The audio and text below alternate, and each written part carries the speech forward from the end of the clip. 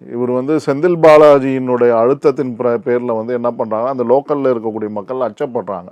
இந்த நிகழ்வுக்கு விஜயினுடைய இந்த 41 பேர் இறந்த குடும்பத்தை சந்திப்பதற்கு அது அந்த அனுமதி கேட்ட மண்டபத்தினுடைய ஓனர்கள்லாம் வந்து அச்சப்படுகிறார்கள்.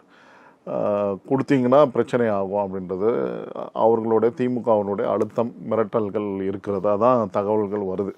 ஸோ அதனால் அவங்க எல்லாருமே இல்லைன்னு சொல்லிட்டாங்க ஆல்மோஸ்ட்.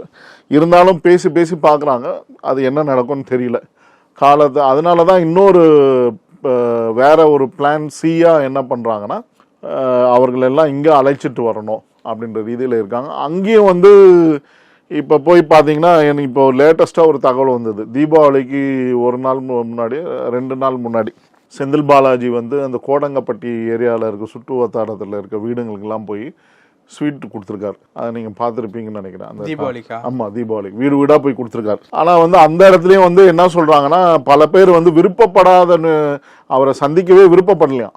ஆனாலும் இருந்தாலும் என்ன சொல்லியிருக்காங்கன்னா, அவர் வந்தார்னா நீங்கள் வாங்கிட்டு கம்முன்னு உள்ளே போயிருங்க, வேறு எதுவும் பேசிடக்கூடாது அவர்கிட்ட, ஏன் வர அப்படின்லாம் கேள்வி கேட்குறதுக்கு நிறைய பேர் தயாராக இருந்ததாக தகவல்கள் வருது. நீங்களாம் எதுக்கு எங்கள் வீட்டுக்கு வரீங்க, இந்த மாதிரிலாம்